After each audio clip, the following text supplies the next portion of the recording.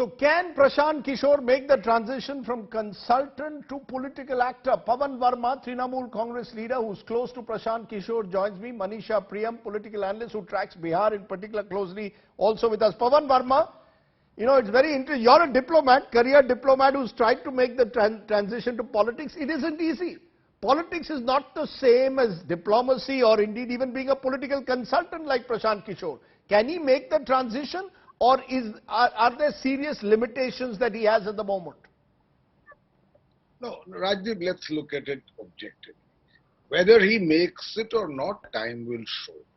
But his intent to not be only a political strategist operating from behind the curtain, he announced that publicly after the victory in West Bengal for Mamata Banerjee, where he had played an instrumental role as a political strategist. So he says that chapter of my life is over. And as he said on his tweet on 2nd May, he says, as I turn the page, I want now to go to what he calls the real masters, the people directly interacting with them without intermediaries. And he has begun his journey, not limited his journey, from Bihar, where he has announced with great humility in a way, where he has said, I'm not launching a party. I'm not saying I know what Bihar needs. I am going to the people through a Padyatra where I will meet them in their millions and try to understand what their problems are, what their priorities are, what are the problems to which they are seeking a solution. May I just stop you for a moment to say that, but doesn't that reveal his limitations? What makes a political consult, or reveal in a sense his own sense of his self-worth, that he believes he can go on a Padyatra and people will gravitate towards him? Don't you have to start bottom up? First you've got to build your constituency, and then possibly claim that, look, I'm the kind of person who can go on a Padyatra and the people will gravitate towards me. He is not claiming to be the person. He is saying, and I don't see why there is any negative reaction to an intent and a plan where he's saying he is going to the people of Bihar. He has not said that I know what is good for them and I am announcing a political party which I am going to lead. In fact, he has stressed that if it comes to forming a political party and if the response I get is such that in order to pursue the goal of Jan Swaraj or good people's good governance, a political party or platform is required, then I will, with the support of those whom I have met and in consultation with them as a member of that party, I will play the role I can play. Okay. You know, that's interesting.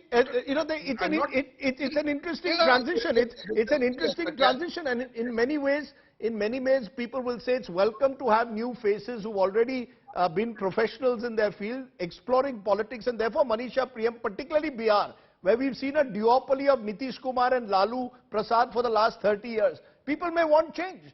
Prashant Kishor says, I'm going to focus on issues like education, health, traditionally ignored in Bihar. Do you believe that he can create space, not necessarily for himself, but for some kind of a movement that he's talking about in one of India's most highly politicized states? Bihar does offer an opportunity, and it's just all right for Prashant Kishor. You know, he's been a political strategist. Many call him a political consultant. I don't think there's anything called a political consultant. He did offer his services, but it's pure politics is what he's been in. And he's been, after the 2014 general elections, he's been aligning with regional political parties.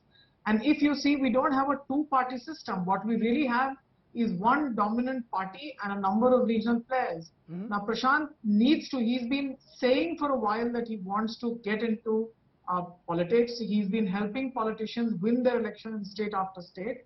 He's not been able to get his gap, for example, that he wanted to through the TMC, the kind of politics that he wanted to go. Now, if he wants to set his foot in Bihar, welcome. It's a very, very politically a ripe field right now. Because remember, both the tall socialist leaders are products of the JP movement of the 1970s. And whether we like it or not, this is drawing to a close for them. And to a certain extent, what we have is, the huge space that has been occupied between Nitish and Lalu, the large political spectrum will somewhat fall vacant and does seem to be falling vacant. And you see an ascendant BJP. Now, the BJP till now has been a party of the upper caste aligning with the JDU. But if the BJP has to expand, which it claims it will, and it's the bigger partner in the alliance government right now, then remember, it will have to be simultaneously a party of the upper caste and a party that embraces the Karpuri Thakur and socialist ideology. So it will enter into a pitchfork of contradictions. Now that's the time, that's the opportunity that a political party that somewhat comes from the space that has been a combined space of the erstwhile socialists and has been run by the two tall leaders coming out of the JP movement, Lalu Prasad Yadav and Nitish Kumar. If Prashant Kishor can pitch himself there, then definitely it's a political opportunity. Right. Whether he wins it today or tomorrow, I do think it's a very important political opportunity. I just want to add one more word on the Padyatra. Rajdeep, on the Padyatra, yes. Most Padyatras in Bihar have been very, very successful. The last one that I remember is Chandrasekhar's Padyatra. Whether he became a tall Indian leader or not, but Chandrasekhar got a huge constituency in Bihar following his, Padyatra. But can I just make the point that Mr. Chandrasekhar was already in politics for several years before he made a successful Padyatra. The point is, Prashant Kishor is almost starting his political career through a Padyatra, and therefore, Pawan Varma, we saw Arvind Kejriwal, the last startup to be successful using the anti-corruption movement. Now you've got Prashant Kishor saying, look, I'm going to go to the people through a Padyatra and maybe create a political party one day. But only till the other day, he was negotiating with the Congress. Before that, he's consulted with various parties. People will say, is Prashant Kishor simply a man with an overweening ambition to do something? Rather than first telling us clearly what his ideological position is. He now says, on Mahatma Gandhi's day, I'm going to start this yatra. The same person who 10 years ago was consulting with Narendra Modi. Well, I think there is a little consistency which you are missing. Rajdeep announced a year ago, on 2nd May 2021, in fact. That's right, on our program.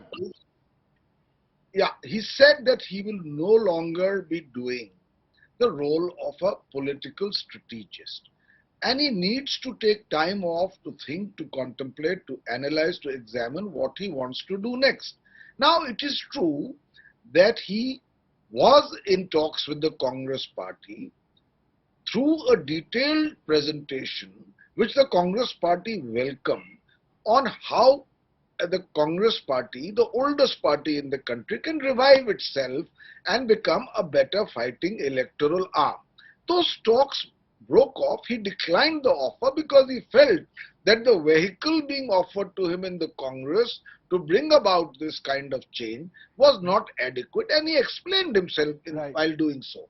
Now, that chapter being in the sense behind him, he has said, I want to go to the people as part of my aim to move beyond the limitations of a political strategist and to draw my energy and inspiration and ideas and vision from a direct interaction with the state, which, with no doubt, there has been progress in the last 20 years, still remains at the lowest rung of major indices across the country, the largest number of the poor.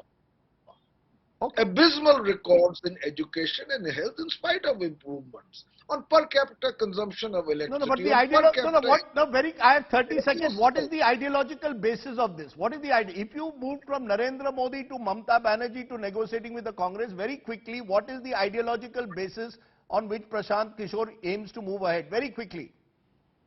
So he himself said this in a speech that after a roller coaster ride of 10 years, where it is true he began with the BJP, but if you will see in the years after that, he has worked with parties who have opposed the BJP, but that's not an important issue. He called it a roller coaster ride. It was the role he was playing at that time. Right.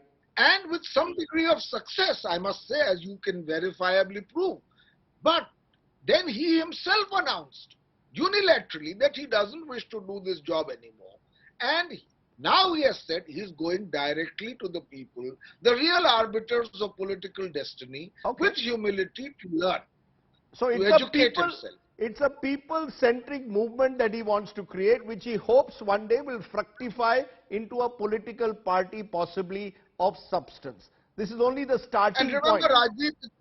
Remember, Rajdeep, it's Shuruaat Bihar se. Okay, Shuruaat Bihar se. Okay, Pawan Varma and Manisha Priyam, appreciate your joining me, reading the tea leaves of what Prashant Kishor, one of the more fascinating characters in Indian politics now, intends to do.